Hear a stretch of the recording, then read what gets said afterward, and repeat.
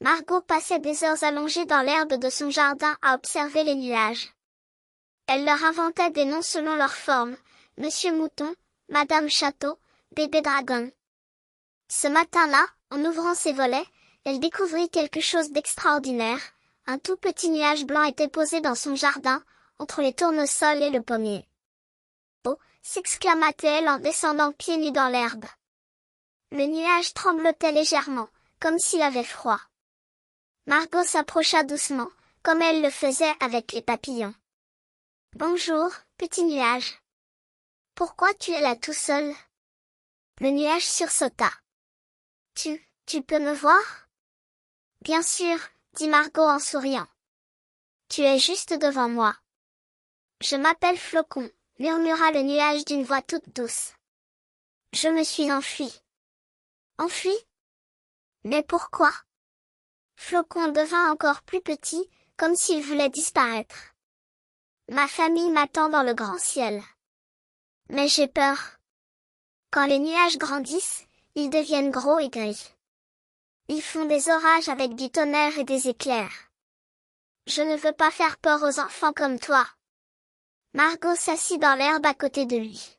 « Moi, j'aime bien les orages. » Flocon la regarda, étonné. « C'est vrai ? » « Oh oui. Le bruit de la pluie sur le toit, c'est comme une berceuse.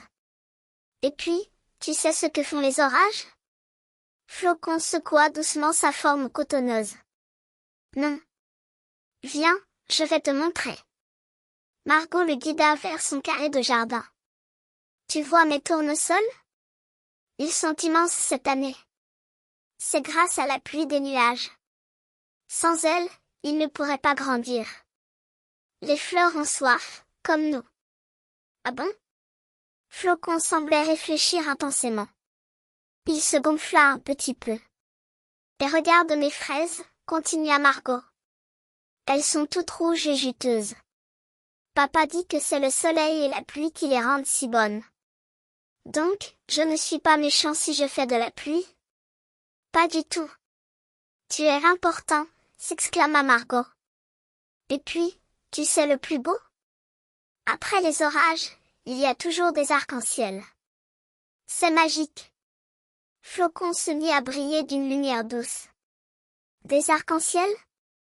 J'en ai vu de loin, mais je ne savais pas que c'était grâce à nous. »« Grâce à vous, » confirma Margot. « Les nuages d'orage sont les plus courageux. Ils voyagent partout pour apporter de l'eau à la terre. » Flocon grossit encore un peu. Il n'était plus aussi blanc maintenant, mais d'un gris argenté très joli. « Tu crois que je peux y arriver ? » demanda-t-il timidement. « J'en suis sûre, » dit Margot. « Regarde comme tu as déjà grandi depuis tout à l'heure. » C'était vrai. Flocon faisait maintenant la taille d'un gros coussin. « Ma famille va être contente de me revoir, » murmura-t-il. « Je leur ai fait de la peine en partant. Alors vas-y. Ils t'attendent. » Flocon s'éleva doucement dans les airs. « Merci, Margot. Je n'oublierai jamais ce que tu m'as appris. » En montant vers le ciel, le petit nuage laissa tomber quelques gouttes de pluie, juste assez pour faire briller les feuilles du jardin. Et là-haut, entre deux rayons de soleil, un magnifique arc-en-ciel apparut. Margot leva les yeux et sourit. Elle était sûre que c'était Flocon qui lui faisait un dernier au revoir.